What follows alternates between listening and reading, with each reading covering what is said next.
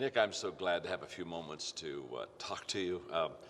Your life really inspires a lot of people, including myself.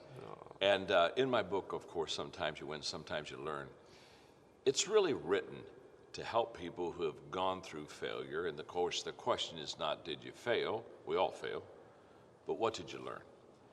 And I would like for you to maybe, out of your life, I mean, you have so many challenges in your life. Could you just give us an example of a time when you failed and then you really became a learning experience for you and it took you to another level? As I started my speaking career when I was 19 years old, I had a lot of obstacles in the way. I had really no manual as to how to start a speaking career. My parents didn't, inspire me either. In fact, they discouraged me. Sure. And it was quite difficult at times to even know how am I going to navigate these waters now. And one step at a time, embracing those failures along the way. I really believe that everyone needs to have courage not to win, but to lose. Because many times, more often than not, you have to lose before you win. I guess when I was starting, calling schools and saying, hey, can I come and speak at your school? I had no training, no market training. I had no idea how to pitch myself. I'm like, hi, my name is Nick. I have no arms, no legs. Can I come and speak at your school? And I got so many, discouraging comments and. Sure, rejection after rejection, I'm sure. Right. How did you bounce back? What did you do to kind of pick yourself back up and then pick up that phone and try it again? How did you keep yourself going when everything basically said you should stop? There was one pinnacle moment before I started, calling these schools, the moment that inspired me to start doing the calls. It was when I was in front of 300 teenagers and I had 7 minutes to talk and I was really nervous. My palms were sweaty, my knees were shaking. And within 3 minutes, half the girls were crying. And this one girl in the middle of the room started weeping. She put up her hand and she said, I'm so sorry. Can I come up there and give you a hug? And in front of everyone, she came and she hugged me and she cried on my shoulder. Yeah. She whispered in my ear, thank you, thank you, thank you. No one's ever told me that they love me. No one's ever told me that I'm beautiful the way that I am. And that moment just changed me. I'm like, wow, words can inspire to even transform a life forever. And I was like, wow, how many other people in the world need to hear this message of hope?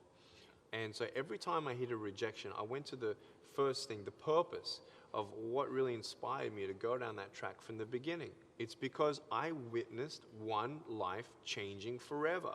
It wasn't about the money. It wasn't about the traveling. It wasn't about anything like that, or Nick's got a goal. No, I genuinely was going after that goal of making a difference in someone's life. If you wouldn't have had that happen to you, would you have kept going? I don't know. I maybe wouldn't have even started. Correct. So it took something encouraging to get you started, and what you're saying is take that to keep you from stopping. Exactly. So you just kind of ride that picture of what can be or what should be. Is there been a time in your life where you failed and you're really discouraged about it and you thought about leaving the scene? Yep. But then you kind of caught yourself, Nick, and said, wait a minute. If I leave, I'm just going to repeat it again. And you just kind of pulled back and said, I've got to stay here long enough to learn from this experience. Yeah. I actually had a bit of a valley in December 2010. Had a burnout, a couple situations happened in my life where I was just very discouraged, physically, mentally, spiritually, just felt drained. And I just looked at my life and saying, well, of course, if you're living the way you're going and you're running so fast and you don't take care of all the details, this is where you're going to end up, Nick. And Sure. So I was like, well, wait a second. Now I can either give up on all my big dreams and just be happy just to live and exist and do small things. But I know I've been born for bigger things. And at the same time, I felt like I had no passion. I felt like I had no strength to keep on going. And so for me, not only did I just stay in that, and it was a slow process. It was 3 or 4 months of just reflection. Yeah. Okay, where did I go wrong? What signs could I have seen better? Even how I treat people in that time of emotions and even letting those thoughts come into your mind. Becoming stronger and becoming more focused. And not only after 3-4 months of reflecting did I learn a lot, but 6 months after I got through it, I actually was inspired to go back. No one likes to go back and revisit our last big failure or our last valley, but we will always see more different things in a valley than on a mountain. Absolutely. And you're on a mountaintop, you don't see much, you just see stuff. I mean, everything, but from a very big distance. But in the valleys, you go through the mud. Close up, aren't you? You're close up, you taste it, you smell it, you know?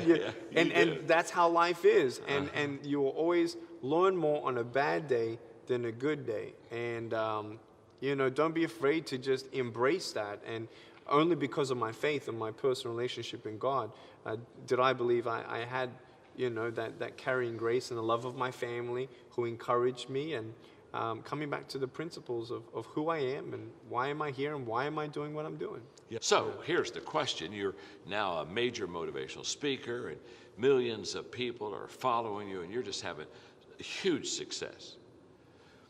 Let's talk about the fact that with huge success, there could be a downside to that also. Mm-hmm. And I have always said that it's sometimes it's even harder to learn in success than it is in the failure, because we kind of think we've got our act together, and we think we kind of are clicking good. Yep. And you're almost so busy celebrating that you don't have any time for reflection. So have you found that as things go your way and some things have kind of turned for you, that you still have to have this learning posture in success, just like you do in failure? If I didn't have the failures I had in my career, my life would be so off balance that be unbearable, wouldn't we? Huh? It would, yeah. Honestly, I'm so thankful for those little corrections that have happened along the way that really helped me prioritize and say, okay, this is how many days I'm on the road. This is what I'm doing. Is this really the way we want to go? Because just because I have thousands of invitations for me to speak, last year's speaking engagements are different than this year's speaking engagements. This year's speaking engagements are different than next year's speaking engagements. So you're continually learning and strategizing and molding into who you're supposed to be. And definitely, I limited myself. Yes. In thinking that, well, I need, this is what works. This is exactly what's going on. This is what I need to keep doing, and I just need to do more of it. No, so you have to come back to the basics, pull back, and stick to the basics of family and having also rest time and reflection time, because the moment you think that you've learned all you need is when you've reached your potential. It's finished. And you've stopped learning. And you stop learning, which is the biggest disability of all. The biggest disability, again, isn't the failure. The biggest disability is the fact that you and I haven't learned from our failure. And I think that you and I both have lived this life long enough to begin to understand that, for me, Nick, some of the best friends I've ever had were my failures. And some of the things that helped me the very most were the difficult times. I've learned more wonderful things in the valley than I ever did out on the mountain peak. Tell all of those people that would read the book or watch the webcast today, just give us, what do we need to know to keep on keeping on so that we can finish well? When we talk about the word unknown, there's a negative connotation to that word. All the unknowns, the fears and the curveballs that are going to come at you at life. But what about the positive unknowns? You see, because of the bullying and negativity in my life and not seeing such a bright future ahead for me, I actually tried to commit suicide at age 10. In 6 inches of water, tried to drown myself, feeling like there was no hope. Man, was I wrong. And I'm so thankful that while I tried to end my life, I was saved by one thought in my mind, seeing my parents crying at my grave, and I realized I didn't want to leave them with that pain. They did nothing but love me. So I'm just going to live my life as best as I can. I'll do my best and trust God in the rest. Imagine if I actually gave up. Imagine if I never had the courage to try and start speaking, ever. Imagine if on the 52nd phone call, after she said no, I gave up. Absolutely. It's like Thomas Edison. If he gave up on his last try before he was successful, you don't know what you're missing out on. You do not know how to even envision your full potential until you give it a shot. Yes. And you don't know how much joy is in that. I could never have imagined the joy that I'm experiencing every single day in doing what I'm doing, loving what I'm doing, and seeing people's lives changed forever right in front of my eyes.